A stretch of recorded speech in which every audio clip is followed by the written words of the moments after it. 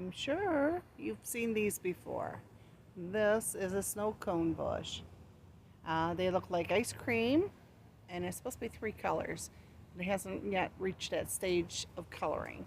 This is what it looks like. They're just starting to bloom. This one over by the fence is just now starting to get its colors.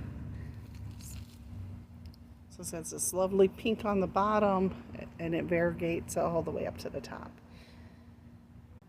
These are wonderful flowers for, ooh, we've got a visitor there.